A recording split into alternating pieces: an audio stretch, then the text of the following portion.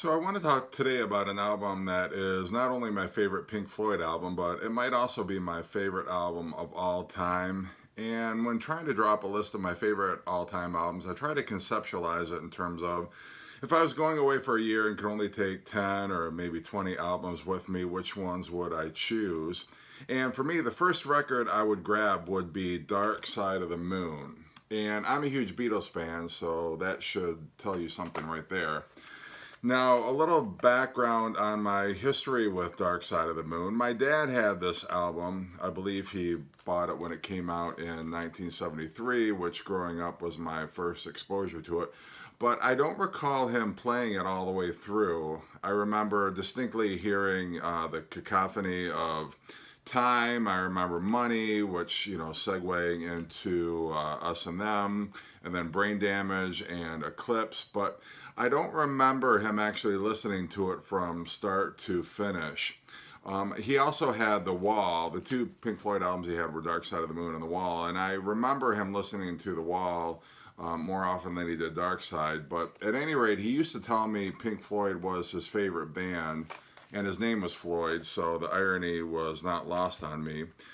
He passed away when I was a sophomore in high school, and I didn't reconnect with the album until right before I graduated. And at the time, I was very much into new wave music like The Smiths and New Order and REM and Depeche Mode. But one day I walked into the music store at the mall, and I remember them playing the album in the store over the speakers and thinking, this is a lot cooler than I remember. I really need to get this album. And I'm not sure what happened to my dad's vinyl copy of the record, but everyone was buying cassettes back then, so I bought it on cassette. And I couldn't believe I was buying it because, with the exception of the Beatles, I was not into classic rock, especially progressive rock, at all. I just kind of considered it dinosaur music, and just I'd heard it so much on the radio growing up. I just was not into it. I was over it. I was tired of it. And so really when I bought it, it was very much an impulse buy. But then I remember opening this cassette up, and when I popped it into the cassette deck of the car and started listening to it all the way through, it was such an epiphany for me. It really blew my mind. I did not expect to fall in love with it as deeply as I did. And that was kind of my gateway drug back into classic rock and hard rock, which, as a lover of new wave and punk music at the time, I never thought that would happen. So I want to go through each track and discuss my thoughts about each song and why, for me, this is one of the greatest, if not the greatest, albums of all time. And I'm not entirely committing to this as my favorite album of all time, but it's definitely my Pink Floyd album, so at least let's establish that.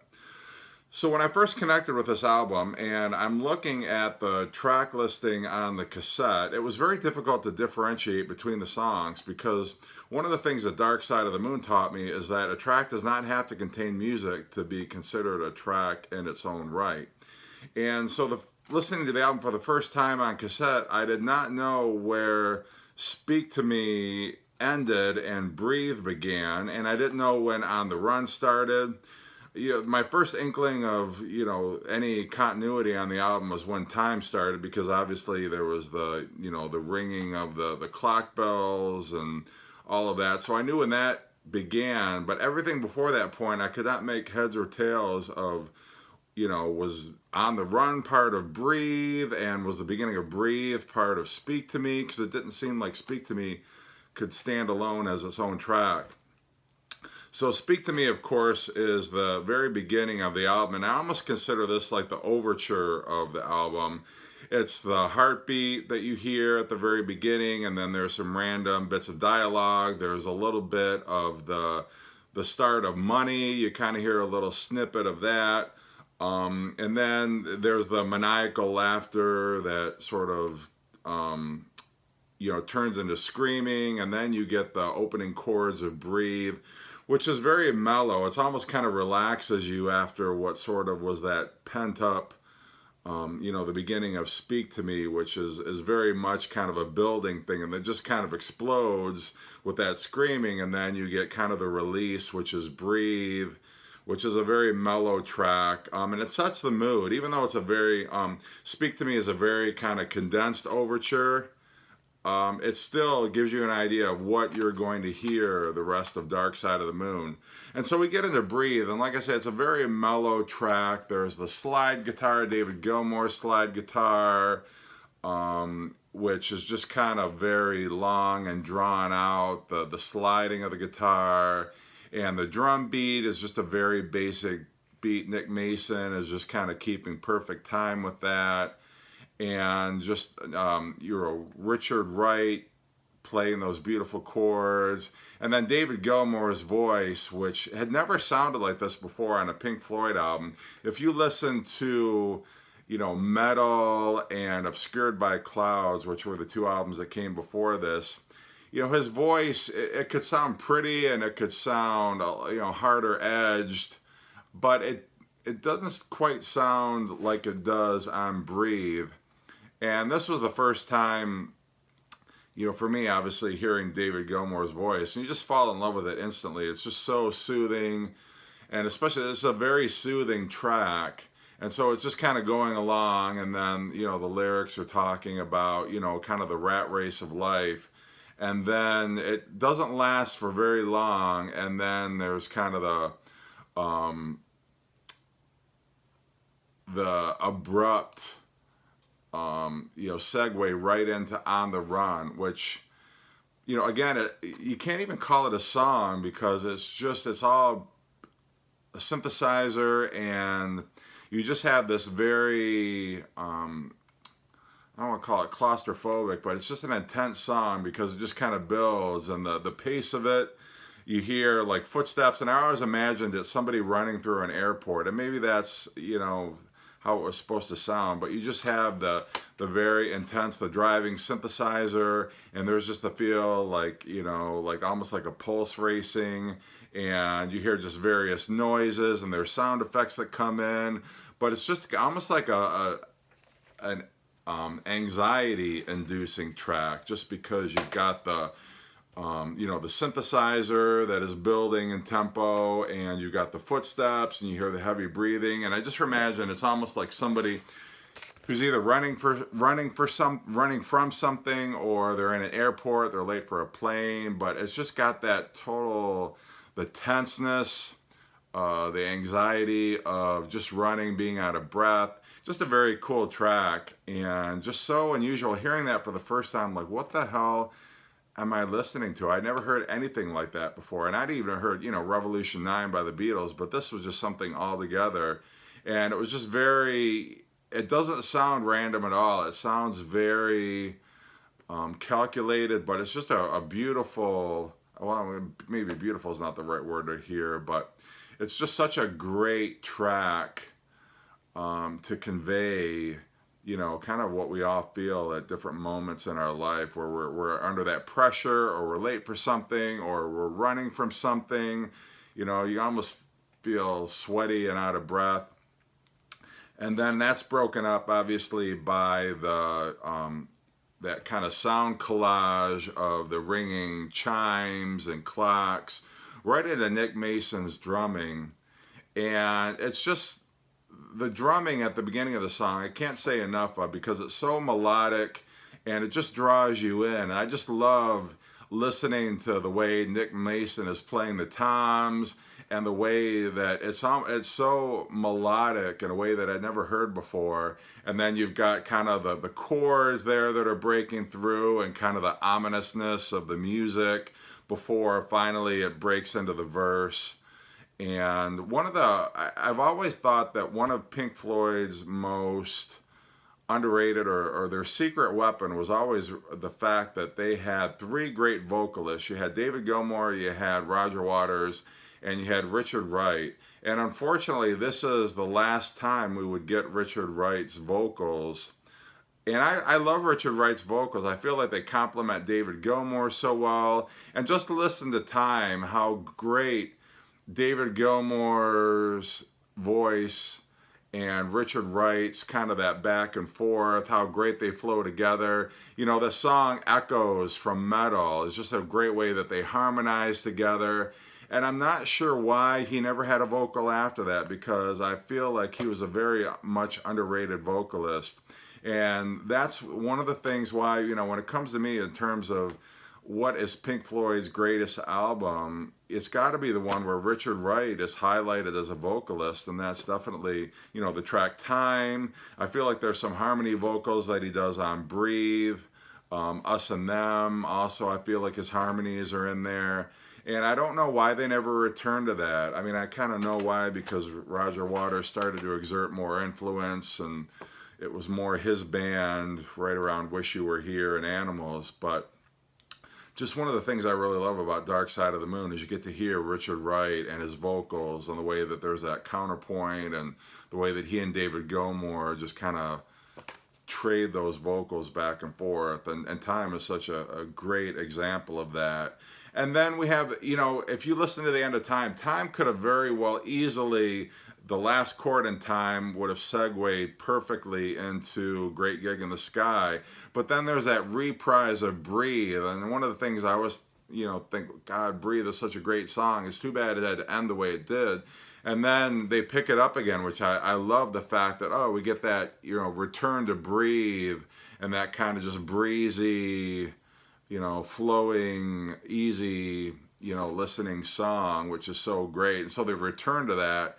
And then you get into Great Gig in the Sky, which again, Richard Wright, he really shines on this album. And I love, his piano playing, his melody, the chords that he comes up with. And just Great Gig in the Sky is such an underrated song. One of the most beautiful songs for my money on, no pun intended, on Dark Side of the Moon. But just if it had just been that piano melody, and again with the sliding guitar from David Gilmour, that almost would have been enough. But then the vocals of Claire Torrey come in, and just kind of that orgasm of vocal scatting that she does just takes it to such a higher level. And, you almost, I feel like I get goosebumps when I listen to that song, just when there's that crescendo of music and her vocals and everything, and then it kind of settles down, and then it gets a little, animated again, and then there's, that release, and it just gets very quiet and just settles down, and it's just such a perfect way to end side one. And if you have it on CD, as that song just very slowly fades out, then the cash register sound of side two begins with Money.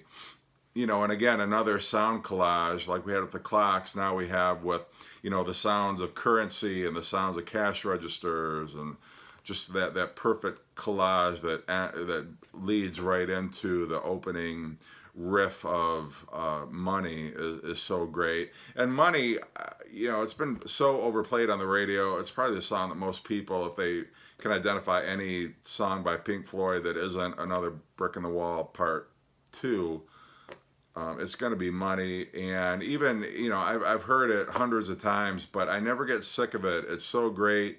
Just the tempo changes, the time changes, just everything about it is so great. It's such a great David Gilmour vocal. Just the Money, it's still a timeless topic. And then there's the segue into Us and Them, which had been, the melody of that was actually from the soundtrack to Zabriskie Point. I think the song had been called The Violent Sequence. And so it's in that movie, which nobody has seen. Even if you're a Pink Floyd fan, you've never seen that movie, or maybe even heard the original. It was almost like a demo of Us and Them back then without any vocals. But nonetheless, Us and Them, just a great track with that us, the repeat of that, just everything about that. And, it's another, almost like Breathe, where it's just, Nick Mason is just keeping the perfect time. He's not getting fancy. The music is not, trying to be something grandiose. It just perfectly, the music, it suits the lyrics, it suits just the mood of the whole piece, where it's just kind of quiet, and then in the chorus it builds up and just gets very loud, and then we're back to, the saxophone solo, which I mean, can you imagine hearing that for the first time? Like, I'm listening to a Pink Floyd album and I'm actually hearing, not only a female backup vocalist, but I'm hearing a saxophone. I'm hearing David Gilmour sound like he's never sounded before. I'm hearing a lot of, the back and forth with Richard Wright. So many new things on this album. The songs segueing one to another like it never happened before. This really broke so much new ground for Pink Floyd. I was only 3 years old in 1973, so for me, it's still, when I heard it, even in, I think it was 1988 when I actually reconnected with this and heard it for the first full time through. But still, the first full album that I heard and appreciated by Pink Floyd, it was still just like, how great is this band? How great is this album? And so from Time, you get into sort of the instrumental jam, Any Color You Like. And again, that was another one where it was like, okay, when I heard that track pick up, I'm like, is this the end of Us and Them? It didn't occur to me that this might be a track on its own. And so I didn't realize that Brain Damage, I always thought there was a track called Dark Side of the Moon. I thought, what I was hearing is Brain Damage, I thought was a track called Dark Side of the Moon, like many people probably did. And so I'm looking through here thinking like, okay, well, where's that song Dark Side of the Moon that I've heard on the radio or I heard my dad play before? And I don't see it anywhere on here. So, again, just like the beginning of the album, I'm like, okay, Us and Them, when I'm listening to Any Color You Like, I'm like, is this still the end of Us and Them, or is this the start of Any Color You Like, and then is Any Color You Like the Dark Side of the Moon song? Because that segues right into Brain Damage. So it was confusing at the end, and it took me a while before I realized, oh, okay, well, Any Color You Like is actually that instrumental jam, and then Brain Damage is the Lunatic is on the Hill part. And then I didn't realize either that Brain Damage ended right before Roger Waters' all that that whole laundry list of all that all those things. I didn't realize that was separated. I thought that was all one song. And so, at the end of the album, I'm like, okay, well, wait, where's Eclipse? What is Eclipse? I thought Eclipse might be the, that heartbeat ending.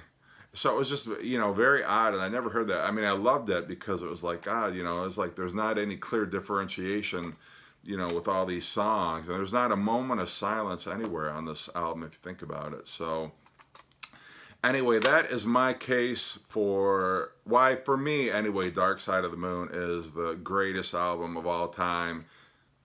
Greatest Pink Floyd album of all time. In the mood that I'm in right now, I want to say it's the greatest album of all time. But nonetheless, you might not agree, but that's a beautiful thing about music, is that everybody's got their own opinions and everybody's got their own thoughts. And so that is mine. And I, if you want to leave a comment about what yours is or what you feel about Dark Side of the Moon, but for me, I have nothing but love for this album. And again, first album I would grab if I had to go away for a year and could only take 5, 10, 20 albums. The first one I'm grabbing is this one. So hope you're doing well. Thanks for listening and indulging me, and have a great day or night.